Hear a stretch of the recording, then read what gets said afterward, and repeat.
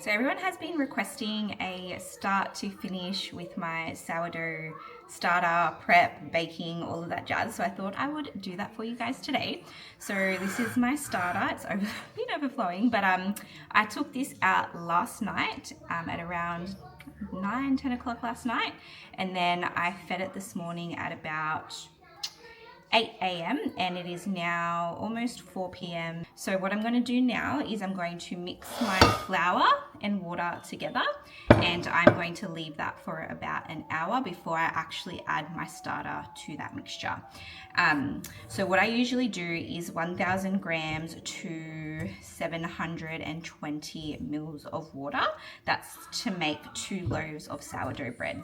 So I've measured out my flour, so 1,000 grams, and it's going to be to 720 mils of water. Mix that all together until you get like a shaggy dough. That's been mixed to a shaggy dough, so we're going to leave it for 1 hour. Now we are going to add 220 grams of starter. Oh yeah? Give that a good mix using a clawing motion. Then we're going to add 24 grams of salt. Give that a good mix. Again, just using that claw motion. Once that is all mixed together, we're going to just do some stretch and folds for 10 minutes.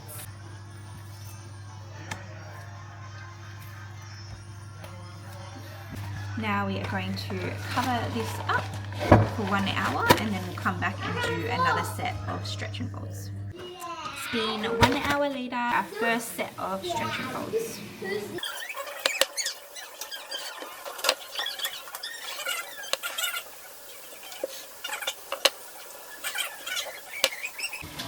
Cover it up and we'll come back in about 40 minutes to do another set of stretch and folds.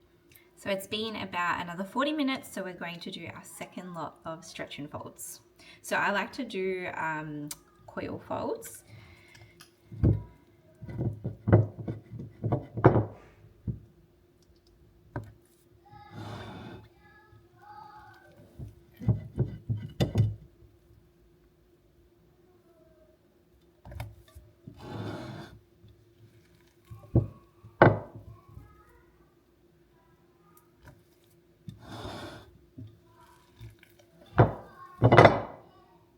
Can see like it builds a lot of strength, and you can already see, well, I think you guys can see, like there's already like some bubbles forming, which is really beautiful. After we finish doing 4 stretch and folds, 4 sets, I will temp the dough and see how much it, what the temp is. Oh my gosh, I'm so exhausted. And then that will determine how long the bulk fermentation will be. In where I am in Australia right now, the temperature is quite cold, especially overnight, so I'm going to estimate that this will be resting overnight to bulk ferment, and it should be ready to shake by the morning. But we have another 2 sets of stretch and folds to do, so we'll come back in again another 40-ish minutes. Let's do our 3rd stretch and folds.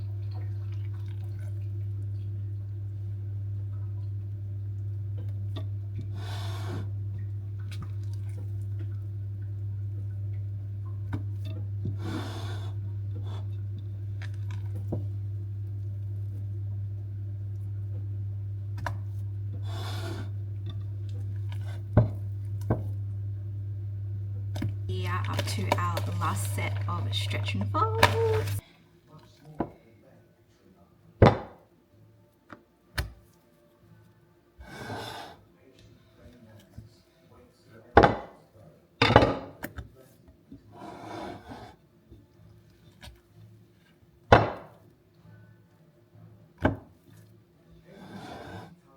One more.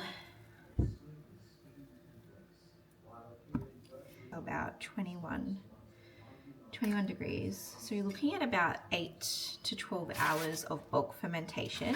The bulk fermentation starts when you add your starter.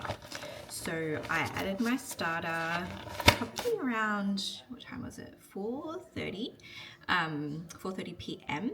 So I'm expecting this to be ready early hours of the morning tomorrow. So I'm going to let it sit overnight, bulk ferment. It usually gets colder overnight as well, so that's why I'm thinking it might take a little bit longer than that 12-hour mark. But usually this is what I do, works out well, and it's ready to go, ready to shape in the mornings. So it's the following morning. It is a little bit past 4, but she's definitely ready. She's jiggly, she's not really sticky, pulls away from the sides really nicely.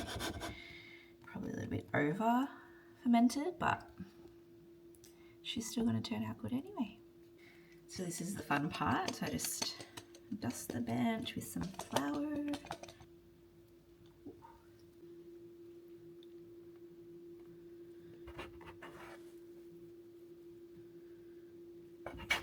She's definitely overproofed a little bit.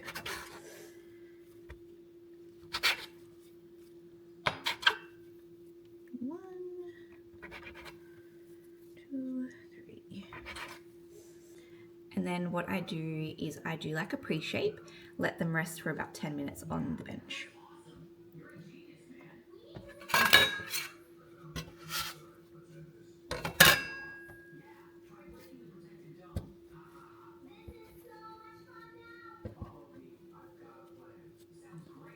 Just make them into like a tight little ball, flip it over.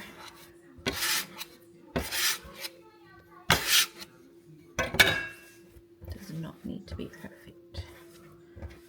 So it's been almost 10 minutes since they've just been sitting there resting, so they do kind of flatten out a little bit before we actually shape them. What I'm going to do next is just dust the tops with some flour.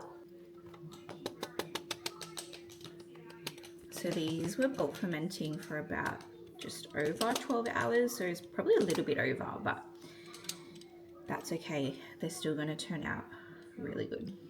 Now it's time to actually shape them.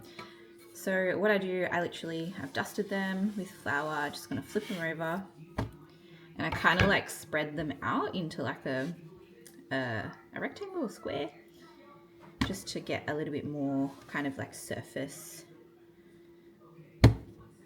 I guess more surface out of the bread.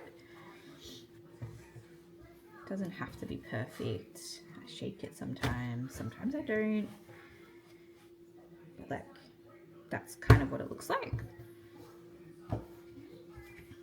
And then I just do like a ladder, so flip one side over, seal it down a bit, flip the other side over, seal that down a bit, then it looks like a log, and then you're literally just gonna fold it.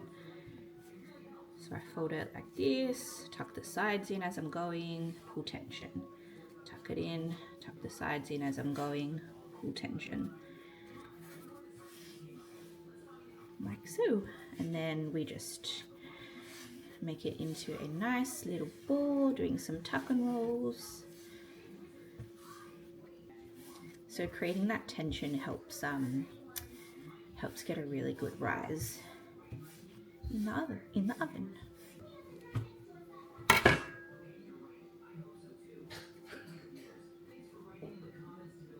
Guess what day it is? So it is officially bake day. So my loaves have been in the fridge for just over 24 hours, fermenting, I guess cold proofing in the fridge. Going to take them out, pop them in the oven. So my Dutch ovens have been preheating at 260 degrees Celsius for about 20 minutes. So I'm going to take them out, score my loaves, pop them in.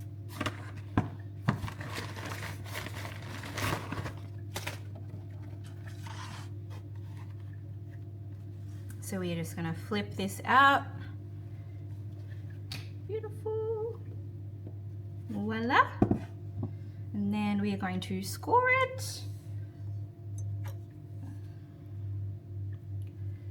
Scored that bad boy in the oven. So this has been preheating for about 20 minutes in the oven. Just going to pop this bad boy in there. Voila. And then I like to give it a spray with some water just to create a nice steam. into the oven it goes.